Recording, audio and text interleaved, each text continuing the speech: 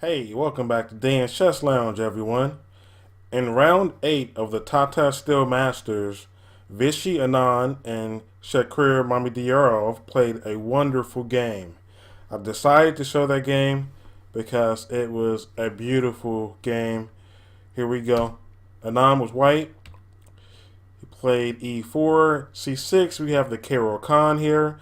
I like to see the top tier players playing things besides e5 and c5, the Sicilian. So you have a Caro-Kann right here. d4, d5. e5 is the advanced variation. And Shaq Mami opted for c5 here. And he wasted a tempo. He spent two tempos to get c5 in, and the game usually transposes into like a French defense.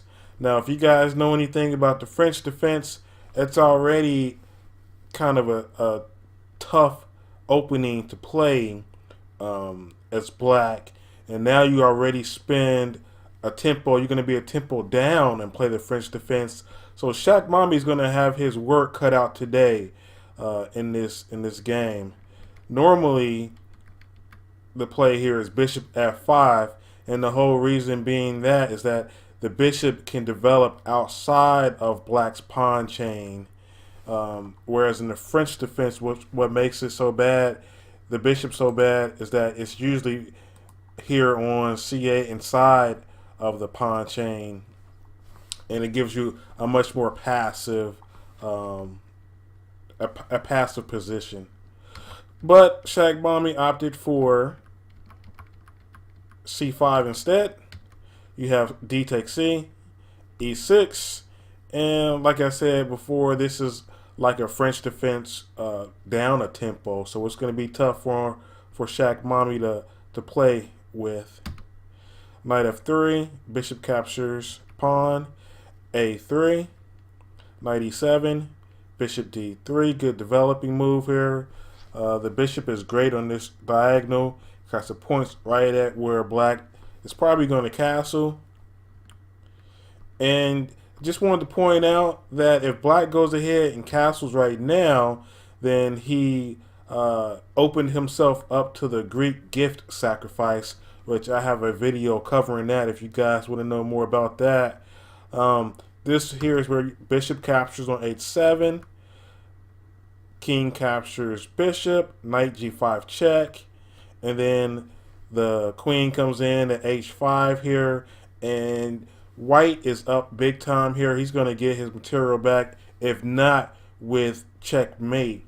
A lot of times, if black does not checkmate white, if white does not checkmate black, then he winds up winning the queen and winning just tons of material, and it's a very easy game for white.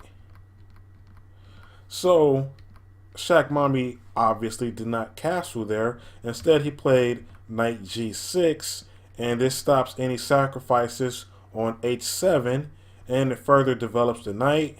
White castles, black castles, knight b d2, knight c6, developing moves. And now Anand plays b4. Now this makes his sixth move when he played a3. It makes it make more sense now. And he wants to play on the queen side, expand over there. Bishop b6. Now Anand made another interesting decision. He just, on his own free will, decided to capture the knight on g6. And the light square bishop is usually one of white's best pieces in these type of structures. But he just, on his own free will, decided to capture the knight and give it up on his own. F takes g, knight b3, maneuvering, rook e1. Now you have a5. Shaq Mami wants to try to break up the queen side and also maybe produce some targets for himself. Anand says, nah, no thank you. No thank you very much. He declined on that to open up the queen side. If you notice, if you take a look at the pieces on the board, Shaq Mami has the bishop pair. So, of course, he wants to open the game up and give his bishops, a chance to really activate. Where Anand says, I have the knights. I want to keep things a little more closed and maneuver a little bit more. He has more space as well. He wants to keep black a little cramped in. So now you have A4 solidifying the B pawn. Rook C8. Now, Anand has a real problem here. He's got this backwards C pawn on C2 here that he needs to deal with. So Shaq Mami plays a really good move. He plays Rook C8, targeting that backwards pawn on the semi-open file. So Anand's going to have to come up with a good way to solve this problem. Bishop E3. Anand wants to exchange bishops because he wants to remove some of black's attacking potential.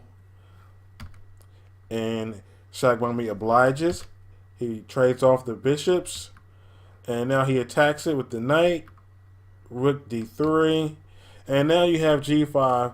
So Shaq Mami is trying to play with some initiative here. He plays G5, threatening to push the knight off of the good defensive square of F3.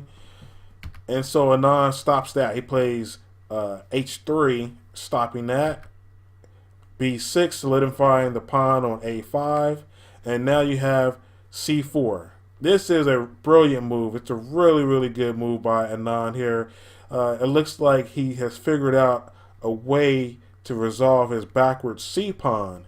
Now, can you guys see how that's going to take place? Go ahead and pause the video here and try to see what Anand has figured out. Okay, so he played C4 here.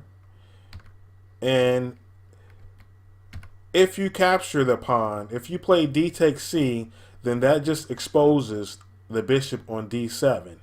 It'd be rook captures bishop. So obviously that does not work. So Shaq Mami played rook captures C4.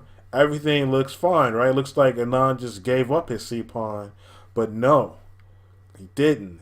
What do you think he had in mind? Go ahead and pause the video again if you didn't see it the first time. What is the best continuation here? Okay, Anand played rook captures D5. It's a brilliant move here. It's a good old rook sack. Don't you just love rook sacks? So if if he captures the rook, then you have queen captures D5 here, check, and then he's going to snap off the rook on C4. And then white would have a beautiful position here. He would have the knight come into D4. You would have the rook going to D1, X-raying the queen. He can push the pawn on E6. He has a ton of ideas. He's very active. He's up a pawn, so he's up material as well. That would be a great continuation for Anand. So Shaq Mami did not want to allow that. So after Anand captured captured the pawn on D5, Shaq Mami played rook F7. Now that blocks this diagonal here to the king, so there won't be any checks involved there. So what does Anand play now? He just retreats it back to D3. So at the end of that, he solved his backwards C pawn problem there, and he has a really active position. And this pin here is very awkward. Black has to find a way to get out of this pin here. So he plays G4, attacking the knight, and the knight goes to D2. Knight FD2 hits the rook. Rook slides over, and you have H takes G. So it looks like Shaq Mami just completely miscalculated that. Before he pushed G4, he didn't realize that he was actually dropping a pawn there. He just lost the G pawn there. So the pawn hits the knight there on F5. Knight retreats back. The knight returns to F3. It's a good defensive square there. And it also renews the attack on the bishop there on B7. So if it's black's move. If they capture the pawn on g4, then white can go ahead and capture the bishop on d7. Knight d5. He kind of gets in the way of that pin there. Knight b d4. And rook f4. So Shaq Mommy wants his pawn back. He's like, man, I dropped his pawn. I want my pawn back. He plays rook f4, attacking that pawn. Now Anand plays a beautiful move, knight c2, attacks the rook. And now the rook played rook b to e4, right? What would you play as white? There's a move here that can totally give white a superior position. Go ahead, pause the video, and let me know if you find it or not. Write in the comments if you find the move coming up here. I'm gonna go ahead and play it. Anand played rook captures knight. Another exchange sack here. Rook pawn captures the rook, and now you have queen captures d5 check, and Shaq Mommy resigned right here because there is no way that he can stop the loss of this bishop here after Anand plays rook d1. That battery there is going to be too much. Let's go ahead and see what would happen after Shaq Mommy got out of check. If he played king h8, you have rook d1, and then there's just no way to prevent the loss of that material there. So it was a good time to go ahead and resign. So Viswanathan, he played a really good game. A lot of people underestimate Vishy because he lost those world championship matches to Carlsen. But you have to remember, we've never seen anyone like Carlsen. So you can't really say that Anand, has totally fallen off just because he lost those championships to Carlsen.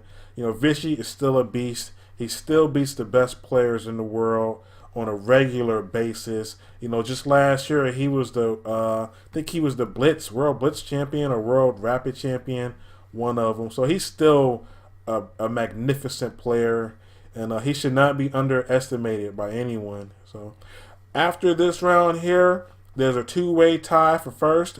Magnus Carlsen and Vishy Anand. Don't count out Vishy. He could definitely win this thing and go all the way. Okay, guys, stay tuned for the next rounds.